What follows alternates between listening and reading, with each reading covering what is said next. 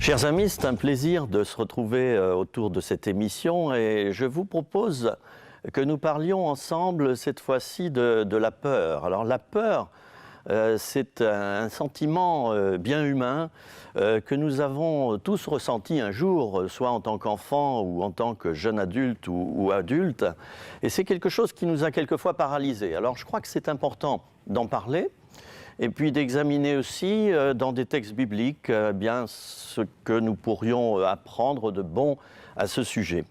La peur, définition tout d'abord, eh bien, je le disais à l'instant, c'est un sentiment donc d'inquiétude, de crainte, d'alarme, face à, ou en présence ou à la pensée d'un danger, d'une menace, de quelque chose qui nous trouble très profondément à l'intérieur de nous-mêmes. Alors je vais peut-être vous surprendre en vous disant que la peur est aussi un choix. On choisit d'avoir peur et du coup, eh bien, on fuit la chose dont on a peur, on perd le contrôle et malheureusement, ça donne quelquefois des échecs qui ne sont pas glorieux. Alors, bien sûr, il y a des textes bibliques qui parlent de la peur et aujourd'hui, j'aimerais qu'on puisse lire dans l'évangile de Matthieu, au chapitre 14. Ce sont les versets 22 à 33. Un épisode qui est assez connu par les chrétiens. Je vais le lire quelques instants.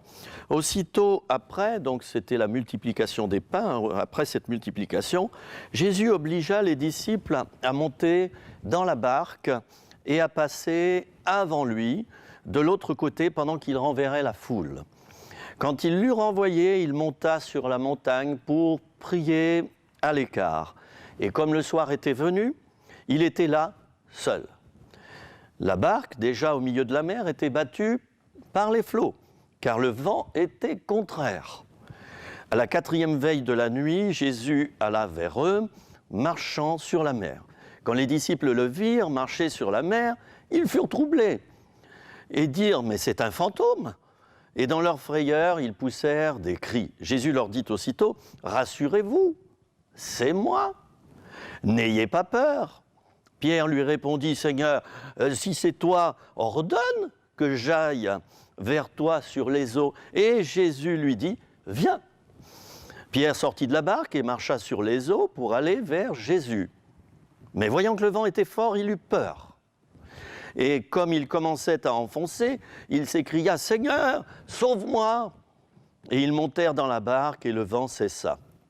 Ceux qui étaient dans la barque vinrent se prosterner devant Jésus et dire « Tu es vraiment le Fils de Dieu. »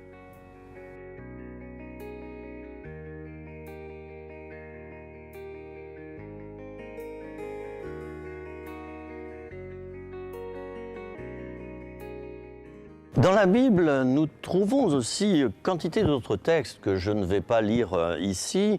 Je vais peut-être juste en donner les idées principales. Alors, la peur, elle commence dans le Jardin d'Éden, lorsqu'Adam et Ève se sont séparés de Dieu. Nous voyons dans le texte qu'ils ont peur et ils vont se cacher. Quand on a peur, oui, on va, comme dirait l'autre, se planquer, se cacher.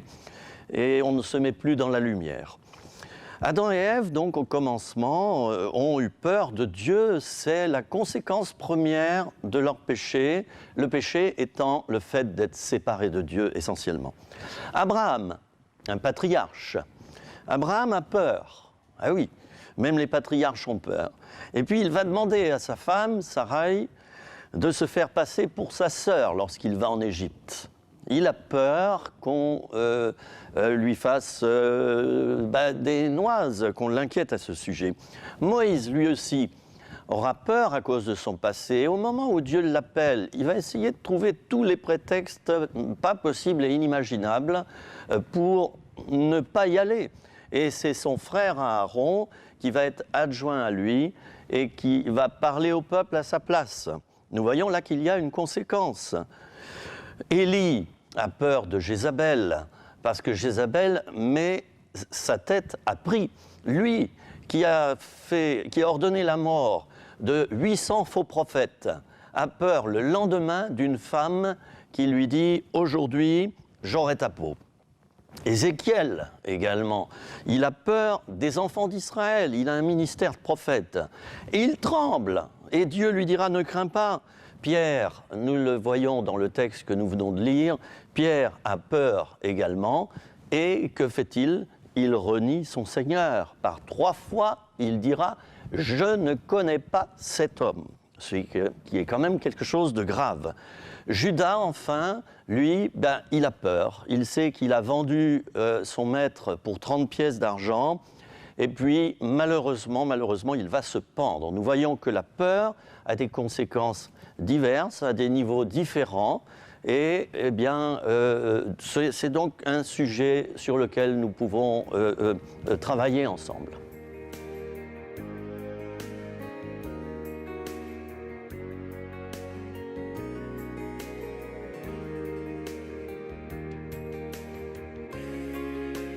Dans le Nouveau Testament également, nous découvrons cette parabole du mauvais serviteur qui a peur et va cacher son talent dans la terre. Alors on pourrait dire, oui, il a voulu protéger le talent que Dieu lui a donné, ce n'est pas une mauvaise chose, mais le problème, c'est qu'il ne va pas faire fructifier son talent comme les autres serviteurs qui, eux, ayant reçu 2 talents, vont en ramener 2 autres, ça en fera 4 en tout. Et leur mise, je dirais que le maître va la doubler suite à cela. Alors, dans la Bible, nous trouvons donc très régulièrement mention de cette peur comme étant un sentiment qui finalement est l'inverse de la foi. La foi, c'est quoi? J'allais dire que c'est ma définition, c'est croire sans peur. C'est aller directement au but sans commencer à réfléchir pendant une longue période en permettant justement à cette peur de rentrer. Elle fait une brèche dans notre âme et elle en vient à tout paralyser à l'intérieur de nous et peut même anesthésier nos pensées. D'ailleurs, quelqu'un pourra dire « j'en suis bouche bée ». Il apprend une mauvaise nouvelle, il n'arrive plus à parler, il est paralysé. Il est paralysé par quoi? Eh bien également donc par la peur. Dans la Bible, nous trouvons également des exemples d'hommes et de femmes qui n'ont pas eu peur. Par exemple, la femme pécheresse qui s'introduit dans la maison où Jésus vient manger. Elle n'a pas peur de se jeter aux pieds de Jésus, alors que tout le monde la regarde, et c'est une femme de mauvaise vie. Elle n'a pas peur. Elle pleure, elle essuie les pieds de Jésus avec ses cheveux, et elle embrasse les pieds de Jésus. Jésus lui dira quoi? Jésus lui dira ceci: tes péchés sont pardonnés, ta foi t'a sauvé. Nous voyons là donc la bonne conséquence de l'absence de peur. Marie, la mère de Jésus, n'a pas eu peur de mettre au monde l'enfant Jésus, alors que l'ange Gabriel lui avait simplement dit que cet enfant viendra du Saint-Esprit. Elle a dit ceci: que ta parole s'accomplisse. Je suis la servante du Seigneur. Qu'il en soit fait selon ce que Dieu veut. Abraham, lui, pour une fois, il n'a pas peur. Et lorsque Dieu va lui dire « Prends ton fils, ton unique, celui que tu aimes, et va sur la montagne pour me l'offrir, pour me le sacrifier », nous voyons un Abraham, cette fois-ci, qui prend son fils, en effet. Il réagit au quart de tour, il ne réfléchit pas, et il est prêt à faire vraiment le sacrifice de son fils. Dieu va le bénir.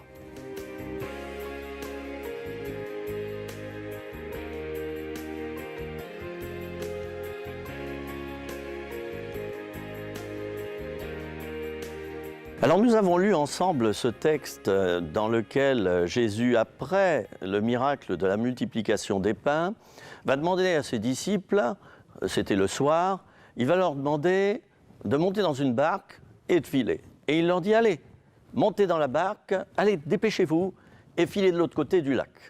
Bon, il y avait une distance de 20-30 kilomètres. Et alors, voilà, alors que les disciples avaient vu la puissance de Dieu auparavant, en voyant Jésus multiplier les pains et les poissons, là nous allons voir les disciples fragilisés. Alors la première le premier élément que je veux souligner, c'est que les disciples étaient fatigués après une journée de ministère avec Jésus. Et quand on est fatigué, on ne va pas très très bien et la peur peut s'infiltrer. Le deuxième élément, c'est que Jésus a obligé les disciples à partir, enfin il les a pressés de partir, mais il ne va pas avec eux. Alors là, il y a une inquiétude là. Et je dirais que la peur commence déjà par quelques inquiétudes, quelques angoisses, quelques doutes. Et ces doutes, eh bien, les disciples vont l'avoir quand ils pénètrent dans la barque. Ils s'en vont, il fait nuit, et le texte nous dit que c'est entre 4 ou 6 heures du matin, enfin 3 heures et 6 heures du matin, que Jésus va les rejoindre. Mais entre deux, ils ont ramé. Et le problème, c'est que la tempête s'est levée. Le texte nous le dit bien, que le vent était fort. Alors là, les disciples deviennent des vrais poltrons. Et que font-ils ? Ils angoissent, mais très profondément. Et ils se disent, Jésus n'est pas avec nous, il y a du vent, on est tout seul, ça ne va pas aller. Bon, et puis alors, ça n'arrange rien. Les disciples, ensuite, voient un fantôme qui passe. Ils voient un fantôme, et alors là, on peut s'étonner de la superstition des disciples. Ils croient en Jésus, mais ils croient aussi dans le fantôme. On peut, c'est vrai, se poser des questions. Et voilà qu'ils se mettent, le texte nous le dit, dans leur frayeur, verset 26, ils poussèrent des cris. Eh oui, là, la peur qui était au commencement de l'inquiétude diffuse devient de la frayeur. Et la frayeur, nous le savons bien, quand nous prenons peur à ce point-là, nous perdons tous nos moyens et rien ne va plus, mais rien ne va plus vraiment.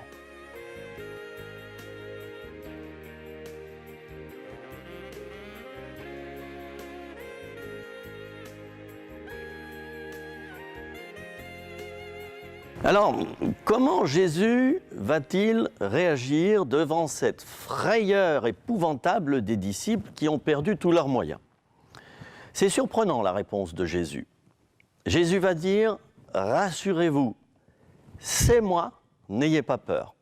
Et nous voyons dans cette phrase de Jésus qu'un des antidotes contre la peur, c'est le fait de croire que Jésus est présent, il est là.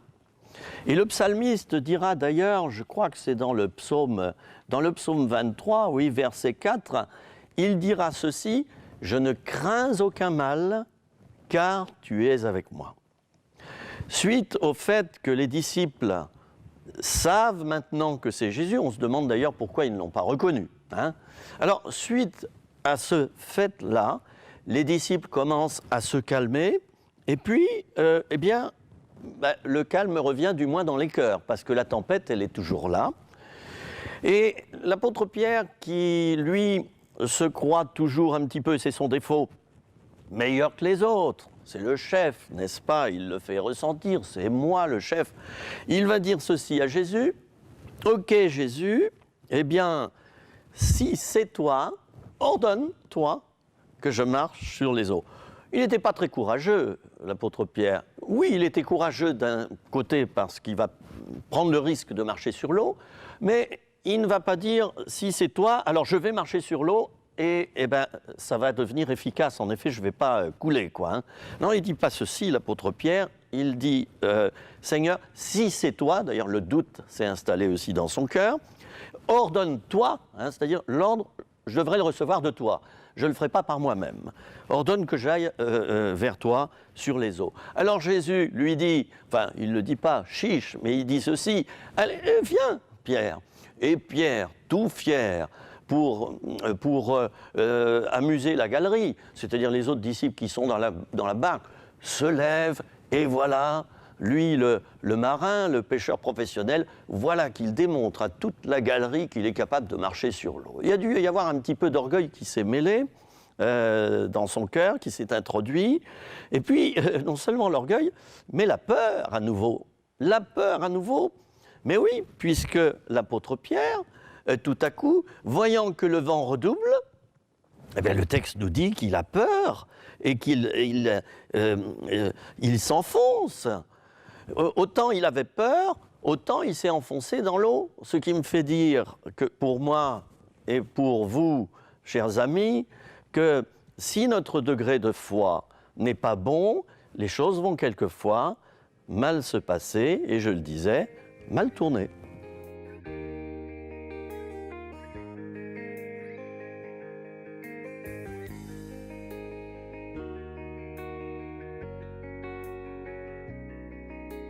L'apôtre Pierre, homme téméraire, courageux, qui s'instaure un peu en chef dans l'équipe des disciples.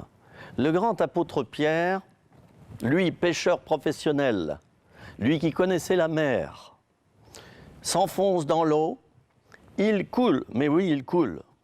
Et avant de disparaître complètement et de mourir noyé, il lève sa main et il dit « Seigneur, sauve-moi !» Je pense qu'il savait nager, j'espère pour lui, mais là, sa peur l'a tellement paralysé qu'il manque d'en mourir. Il aurait, c'est vrai, péri noyé. Jésus, plein de compassion, plein d'amour, dans un esprit de miséricorde certain, tend sa main, lui dit « Allez Pierre, hop, viens, allez, monte dans la barque ». Et le texte nous dit qu'aussitôt, donc, le vent a cessé, les éléments se sont calmés, et puis je pense que Pierre, il n'était pas très fier de lui. Il faisait nuit, heureusement, ça cachait un peu sa triste mine et son dépit. Lui qui avait voulu montrer aux autres qu'il est le meilleur, il s'est dit, bon, il faudra que je révise mon discernement. Alors pourquoi est-ce que je parle de cela? Eh bien pour introduire un petit peu le reproche que Jésus va faire à l'apôtre Pierre. Homme de peu de foi, pourquoi as-tu douté? Mais oui, l'apôtre Pierre a douté, premièrement, que Jésus était le Fils de Dieu. Il le dit, si tu es le Fils de Dieu, ordonne que je marche sur l'eau. Et deuxièmement, il a douté du fait qu'il arriverait, lui, par la puissance de Dieu, à marcher sur l'eau. Et puis, il a douté aussi de la puissance de Dieu qui aurait pu réagir contre les éléments déchaînés qui s'opposaient à lui. Et cette peur, nous le voyons, introduit le doute introduit la peur, je ne sais pas qui est-ce qui a commencé en premier. Nous voyons en tout cas que Jésus va reprendre Pierre sévèrement devant tout le monde, et ça Pierre, je pense qu'il n'aime pas cela. Et puis donc suite à cela, Pierre se tiendra silencieux. Par contre les autres, voyant le miracle qui venait de se produire, s'exclament aussitôt, en se prosternant devant Jésus, « Tu es véritablement le Fils de Dieu ». Je dirais que la peur les a quittés, Jésus est présent, tout est calme, ça va, ça marche bien. Et là, c'est formidable.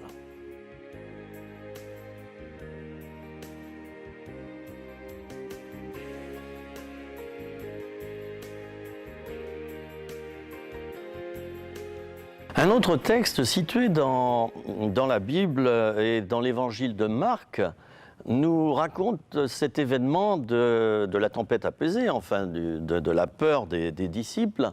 Et bien, l'histoire est légèrement différente et c'est très intéressant. Bon, il y a un détail quand même que je veux souligner, c'est que le texte nous dit que Jésus, marchant sur l'eau, donc venant à la rencontre des disciples, eh bien, alors qu'ils avaient fait environ 6 km, hein, j'ai calculé, eh bien, là, Jésus voulait les dépasser. Et ce sont les disciples qui l'ont interpellé. Jésus voulait les dépasser. Alors, pourquoi c'est intéressant ce détail? Eh bien, ça veut dire que le Seigneur ne fait pas de nous des esclaves, mais plutôt des amis. Et il y a des moments où il nous demandera de marcher par la foi, sans forcément qu'on ressente sa présence. Il nous demandera de poser des actes d'une manière mature, volontaire et sans avoir peur. Alors ça, c'est une autre paire de manches, parce que quelquefois nous avons peur lorsque, bien, il y a dans la balance plein d'éléments que nous ne contrôlons pas, nos finances, etc., etc., la quantité de personnes qui va nous rejoindre dans notre projet, et j'en passe. Alors, intéressant donc de savoir que Jésus fait confiance à ses disciples, il semble vouloir les dépasser, puis aller tout seul sur l'autre rive, et puis finalement les disciples l'interpellent, il monte dans la barque et le vent cesse. Un autre texte situé dans l'évangile de Jean, c'est au chapitre 6, comme dans l'évangile de Marc d'ailleurs, chapitre 6, eh bien ce texte nous dit qu'aussitôt que les disciples ont pris Jésus dans la barque, eh bien la barque aussitôt a abordé son lieu de destination. C'est intéressant ça. Autrement dit, mon ami, toi qui me regarde et qui m'écoute maintenant, peut-être que si tu prends Jésus dans ta vie, eh bien, tu vas gagner du temps. Et, allez, je vais vous raconter une petite histoire très courte. C'est l'anecdote du tunnel.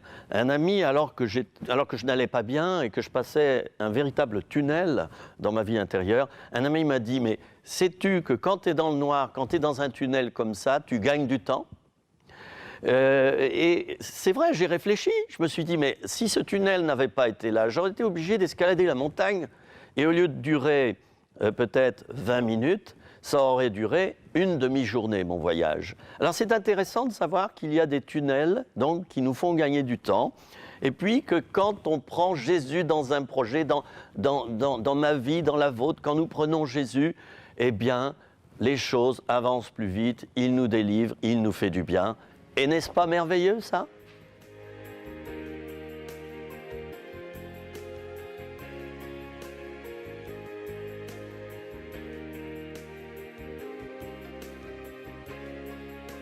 Je vais revenir sur mon histoire personnelle et vous décrire encore une anecdote, mais qui me concerne de près. C'était au moment de passer mon permis de conduire. Alors, j'étais jeune, j'avais 19 ans. Eh bien, j'ai raté mon examen la première fois, l'examen de conduite. Et vous savez pourquoi j'ai raté mon examen de conduite ? J'ai pris peur. J'étais à un feu rouge, j'ai attendu, le temps s'égrenait, et tout à coup un sentiment de peur m'a envahi. Mon Dieu, il me reste encore quelques minutes, et si je ratais ? Je me suis mis à trembler, sueur froide, et l'examinateur m'a dit « Bon, allez, le feu est vert maintenant ». J'avais un sens interdit en face de moi, j'ai pris le sens interdit. Un ami m'a dit, à la suite de ça, un ami, c'est-à-dire un copain d'école, m'a dit « Tu sais quoi, la prochaine fois, tu vas monter dans la voiture, et puis tu vas penser simplement que tu conduis l'examinateur dans une fête, genre un cocktail pour un mariage ou quoi. Et puis tu vas te détendre à fond. » J'ai obéi, j'ai écouté ce qu'il m'a dit, j'ai passé mon permis pour la deuxième fois avec succès et j'étais tout heureux, tout guilleret. C'était la première fois que je faisais l'expérience de dominer ma peur. Alors je l'ai dit au début de notre émission, la peur, c'est un choix. Il nous appartient de continuer à rester dans la peur et donc de perdre absolument le contrôle de notre vie, ou alors de mordre la vie à pleines dents, et là je m'adresse à ceux et celles qui sont déjà chrétiens parmi nous, la vie spirituelle également, il nous faut la mordre à pleines dents. Donc il nous appartient soit de faire cela, soit de rester dans ce sentiment de peur, et nous pouvons, à cause de cela, ne pas être engagés lorsque nous nous présentons devant un employeur, nous pouvons, à cause de cela, perdre tout un tas de choses. Eh bien alors, c'est un peu le moment de conclusion et j'aimerais dire ceci. Jésus a dit « Je serai avec vous jusqu'à la fin du monde ». C'est une promesse. Et dans le prophète Ésaïe, on trouve dans le livre d'Ésaïe, du prophète Ésaïe, on trouve cette parole magnifique « Ne crains rien car je suis avec toi ». Choisissons l'antidote à la peur, c'est le fait d'incorporer Jésus à la pâte de notre vie, de savoir qu'il est là comme un levain, et ce levain va faire lever toute la pâte. Chers amis, délivrons-nous de la peur, demandons à Dieu aussi de nous délivrer de la peur, et nous réussirons quantité de choses pour la seule gloire de Dieu. Merci de votre attention.